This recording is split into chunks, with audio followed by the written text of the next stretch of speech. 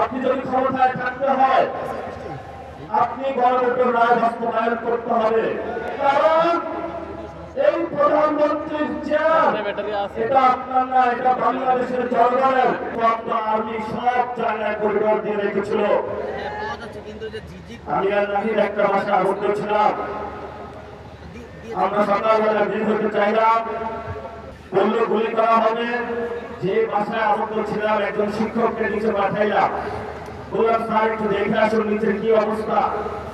Sir বললো নিচ থেকে উঠে এসে যা আর্মি ধরা আমার পেটে হলে গুলি ধরেছে, যাওয়ার কোনো অপশন নাই। আমাদের অনেক ভাই সেই দিন সকালে শহীদদের অবস্থা নিয়েছিল, সেইখানে অনেক গুলিবিদ্ধ হয়েছিল।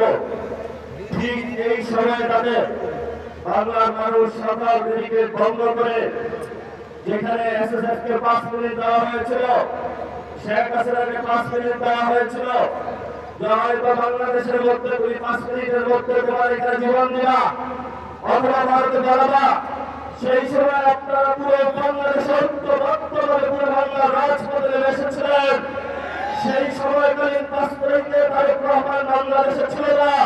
বাংলাদেশে ছিল আমার কৃষক, বাংলাদেশে ছিল মজুর, বাংলাদেশে ছিল রিক্সা চালক, বাংলাদেশে ছিল সবজি বিক্রেতা, বাংলাদেশে ছিল গৃহিণী, বাংলাদেশে ছিল আলেম, বাংলাদেশে ছিল ছাত্র। তারেক রহমানের কোনো ছায়া আমরা সেদিন রাজপথে দেখি না।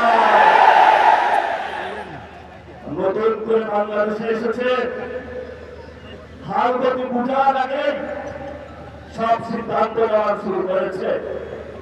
আমরা বলেছি আপনাকে স্পষ্টত, আপনি যদি ক্ষমতায় থাকতে হয় আপনি গণতন্ত্রের রায় বাস্তবায়ন করতে হবে। যেই পরিস্থিতি পাকিস্তানি জান্তানে হয়েছিল বাংলার জনগণের রায় না মানার কারণে, সেই পরিস্থিতি আপনার সাথে হবে। কারণ এই প্রধানমন্ত্রীর চেয়ার এটা আপনার না, এটা বাংলাদেশের জনগণের।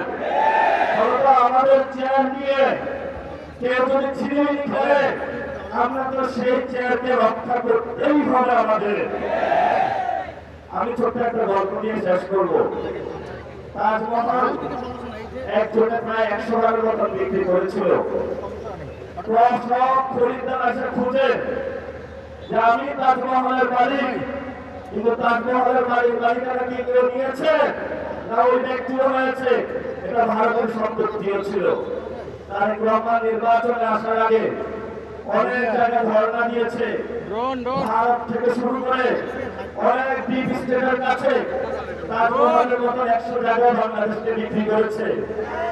এখন সবাই এসেছে তারেক রহমানের কাছে যে তুমি না আমার কাছে বিক্রি করেছিলা, আরেকজন বলে তুমি না আমার কাছে বিক্রি করেছিলা। তারেক রহমান এখন মাথা খারাপ হয়ে গিয়েছে, এখন তাদের পাওনা বুঝিয়ে দিতে পারছে না।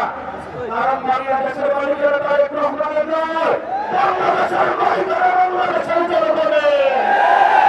আমাদেরকে শিরোন করতে হবে। যদি বাংলাদেশের মাটি, বাংলাদেশের বায়ু, বাংলাদেশের পানি ভারত বা অন্য রাষ্ট্রের কাছে কেউ বিক্রি করতে চায় ক্ষমতার লোভে, আমরা রাজপথ থেকে সেই সকল মানুষ থেকে বাংলাদেশের স্বাধীনতা এবং সার্বভৌমত্ব নিশ্চিত করতে হবে। এটা যদি আমাদের জীবনে চায় আমাদের কোনো পরে আছে?